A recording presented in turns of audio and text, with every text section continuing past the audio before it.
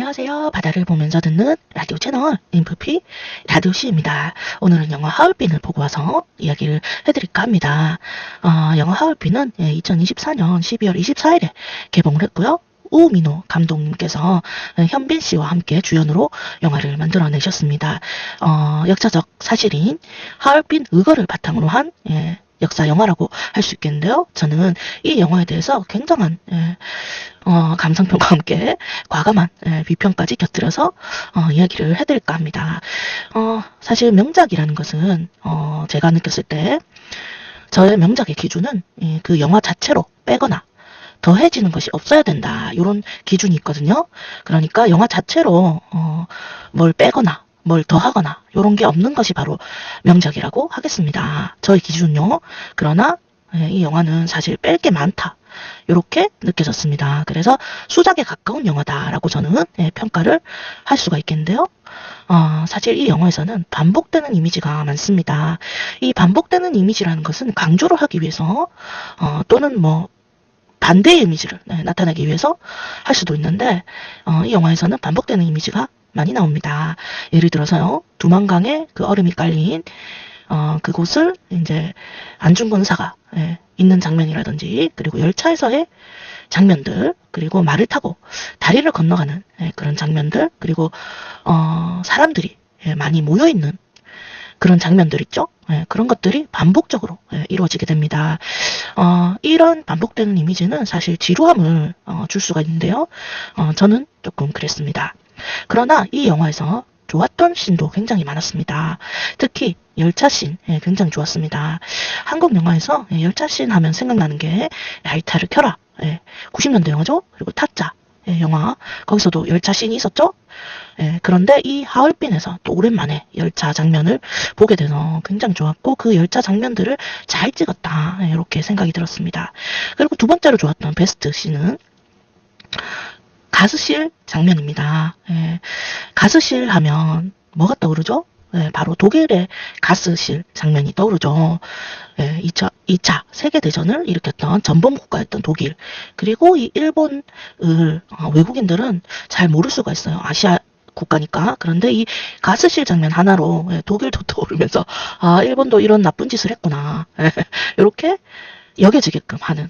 그러니까 이 전범 국가를 바로 떠올릴 수 있게 만드는 그런 가스실 장면이 굉장히 좋았습니다. 잔인하긴 했지만 굉장히 필요한 장면이 아니었나 이렇게 생각이 들고요.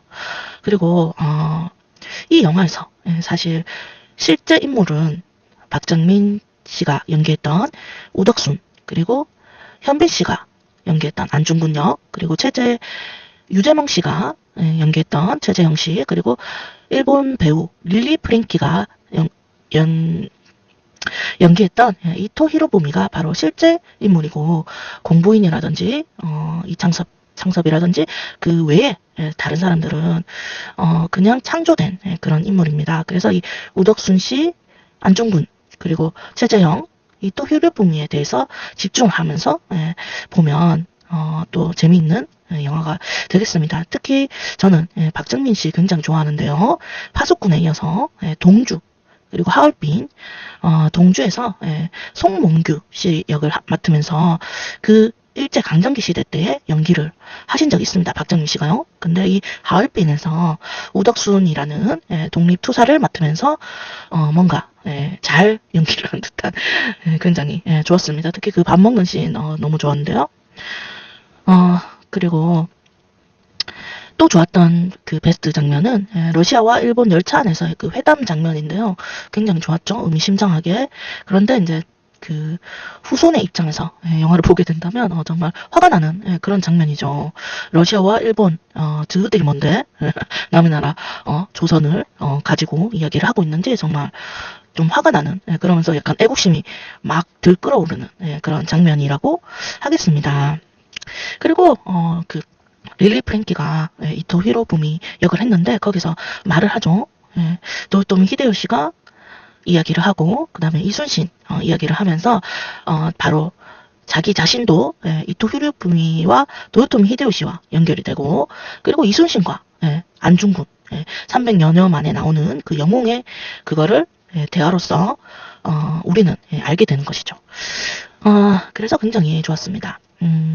그리고, 이 영화를 봤을 때 저는 중점적으로 본 것은 과연 하얼빈에서 의거를 어떻게 했냐 이건 아니죠. 왜냐하면 많은 사람들은 그 하얼빈 의거를 많이 알고 있을 거니까요. 총으로 쏴서 죽였다 이거 다 알잖아요. 안중근 의사 대표적이니까요. 그런데 제가 중점적으로 어떻게 이 안중근 의사를 그려낼 것인가에 대한 사건이 아니라 인물을 어떻게 그릴 것인가에 대해서 생각을 하면서 봤는데 굉장히 잘 그려냈다고 생각합니다. 영웅이 아니라 인간적으로 그려내는 그런 모습들이 그 싸늘한 그 러시아와 그 두만강의 이미지와 굉장히 잘 어울렸다고 그렇게 생각을 합니다. 그러나 이 영화에서 보면 안중근 장군께서 그 일본인 소자를 풀어주죠. 전장포로지만 덕을 베풀어서 풀어줬는데 저 같아도 화가 날 것 같았어요. 같은 동지로 싸웠는데 대인배처럼 일본 대가리를 대가리를 해도 되나요? 일본 대가리를 풀어줬는데 그러면 안 되는 것이죠. 자, 그때 당시에 풀어줄 당시에 소자였죠. 소위라는 그런 직책이었는데 나중에 중자로 됩니다. 중자가 되죠. 몰이 중자가 됩니다. 그만큼 이 대가리들은 올라갑니다. 소자에서 중자로 올라가죠. 소위에서 중위로 올라간답니다. 올라가는 겁니다. 대위로까지 갈 수도 있는 거예요. 그러니까 사실 풀어주는 것은 그 밑에 있는 쫄병들을 풀어줘야지 대가리를 대가리를 해서 죄송하지만 어쨌든 그 대가리를 풀어주면 안 된다고 저는 생각을 하는데 이 안중근의 거기서는 하얼빈에서는 풀어주게 됩니다. 그리고 이토 히로부미 이분 굉장한 분이죠. 고종을 퇴위시킨 분이 바로 이토 히로부미입니다. 1905년도에 을사조약으로 외교권과 다 뺏기죠. 그래가지고 통감으로 들어오게 되는데 이분이 이제 우리 고종을 대신해서 정치를 하는 겁니다. 통감. 그러니까 이 고종을 퇴위시키고 대한제국군 그러니까 조선의 군대를 없애신 분이 이토 히로부미예요. 그래서 굉장히 나쁜 사람이에요. 이분이.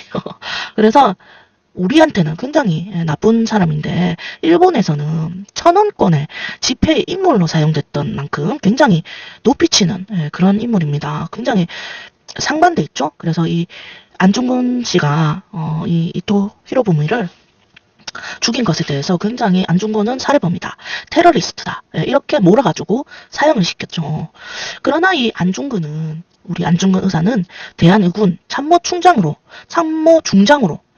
있었던 것이죠. 그러니까 이 사사로운 사례가 아니라 나라를 위해서 적을 처단한 것이었기 때문에 떳떳할 수 있었던 것이죠. 그래서 참모 중장이라고 했지만 일본은 받아들이지 않고 안중근 의사를 사형을 시킵니다. 근데 정말 놀라운 것은 하얼빈이 그 당시에 러시아의 조차지였거든요. 그러니까 러시아가 다스리고 있었는데 그러면 어떻게 되죠? 러시아에서 재판을 받아야 되잖아요. 그런데 이 일본이 정말 나쁘게도 딱 자기네 글로 데려가서 자기네 쪽으로 데려가서 그 바로 1심이 끝나자마자 사형을 시킵니다. 보통 3심까지 하잖아요. 근데 바로 죽이죠. 굉장히 나쁘죠. 그래서 그 당시에 그 재판을 받을 때도 일본인 변호사가 안중근 의사를 변호를 했습니다. 말이 됩니까? 한국인 사람이 아니라 일본인 변호사가 이 한국인 안중근을 변호를 했단 말이죠. 정말 말도 안 되는 그런 짓거리를 하고 거의 일사천리로 사형을 시켰던 그런 건데 거기다가 더불어서 이 안중근 의사의 묘를 세워주지 않고 마음대로 처리를 해버렸습니다. 그래서 이 일본은 이 영웅이 되는 것을 경계를 했던 것이죠. 괜히 와가지고 하얼빈에 와서 막 성인처럼 성인시 돼가지고 막 찾아올까봐 묘도 안 지내주고 그렇게 했습니다. 굉장히 안타까운 지금 못 찾고 있죠. 안중근 의사의 그 묘를. 그래서 영화 끝에 그 얘기를 해줬어야 했다고 생각합니다. 그냥 끝나는 게 아니라 광복이 대한독립이 됐다 이렇게 끝나는 것이 아니라 이 일본이 했던 그 많은 기록들, 안중근 의사에게 했던 그런 것을 얘기를 해줬으면 어땠을까, 그런 아쉬움이 있고요. 그리고 마지막으로 제가 정말 좀 눈물이 났던 바로 그 장면, 까레아우라. 정말 눈물이 났죠. 대한독립 만세, 대한제국 만세라고 그렇게 번역이 되는데요. 까레아우라. 근데 이 까레오라 할 때 대한독립 만세 이렇게 한다고 느껴지는 것이 아니라 그 먼저 간 동지들, 먼저 죽은 하늘에 있는 동지들을 위한 어떤 진혼 소리 같았습니다. 까레오라 까레오라 하는데 그 먼저 죽었던 그 동지들을 위해서 내가 너희를 위해서 대신 부르마 하면서 그렇게 하는 것 같아서 굉장히 눈물이 났죠. 그래서 저는 사실 이 영화를 굉장히 추천합니다. 극호 별 5개 앞에서 굉장히 비평을 했지만 사실 너무나 이 영화가 마음에 들고 저는 지금 큰 영화관에서 봤거든요. 아이맥스로 봤는데 정말 좋았습니다. 아이맥스로 꼭 보라고 그렇게 추천을 해드리고 싶어요. 영화를 아이맥스 아이맥스 상영되는 그걸로 찍었거든요. 그래서 화면 비율이 아이맥스에 정확하게 맞춰져 있습니다. 그러니까 영화를 아이맥스로 보라 이렇게 추천을 드리고 싶고요. 저는 오래도록 기억하고 싶은 그런 영화였습니다. 그럼 오늘은 여기까지 하겠습니다. 다음 시간도 많이 많이 기대해 주세요.